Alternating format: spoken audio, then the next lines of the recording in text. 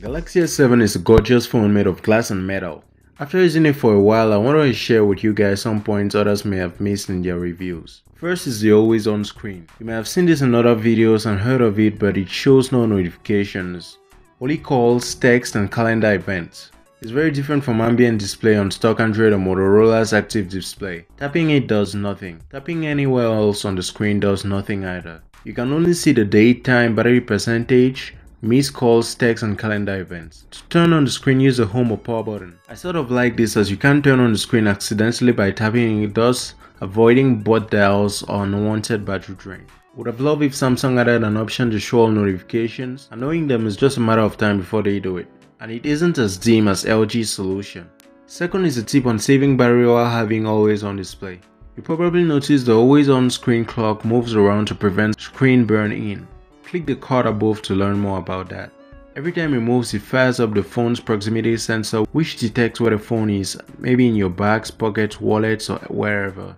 If your phone is indeed face down or the proximity sensor is covered, the screen will go off. So to save battery at night when you're sleeping, you can leave your phone face down on the bed, for example. And usually I lost 1 to 3% overnight as opposed to 4 or 5% always on screen.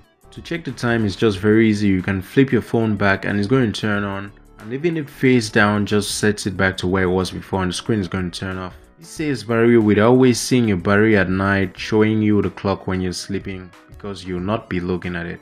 Third is the Galaxy S7 is very grippy. This is a huge fingerprint magnet, but it's not that slippery.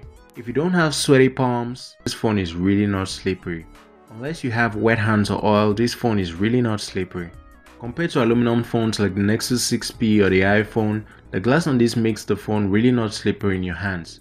Now of course on the table or in your pocket it's going to slide out like any other phone, but we're talking of grip here.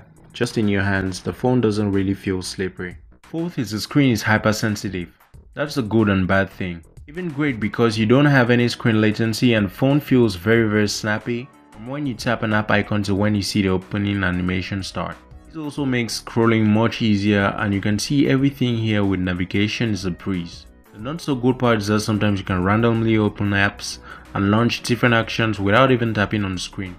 Almost like the tech from Galaxy S4 is here where you could hover your finger over the display and activate some stuff. Sometimes even without tapping the back button, my finger hovered above it and went back. Anyways, this can be fixed easily with a software update and I'm waiting for that. Fifth is that the Galaxy S7 has the ability to morph colors.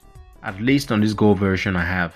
I've seen it gold, sometimes grey, and even seen it bluish black, all depending on the reflection of light on it and time of the day. This is a very cool feature and I love it. The phone doesn't stay the same color every time. Now sixth and last is for those who miss double tap to wake or an easy wake up option on this phone, you can actually use the proximity sensor to wake it up. You can turn on the display by just hovering your palm on the upper part of the screen. This triggers the proximity sensor and turns the screen on. You can activate this feature in accessibility settings or by searching easy turn on in the settings app. So that was it guys. I hope I showed some of you who don't have a Galaxy S7 or who are planning to get this device what you don't know yet about it. If you liked the video, hit the thumbs up down below and subscribe for more videos from me.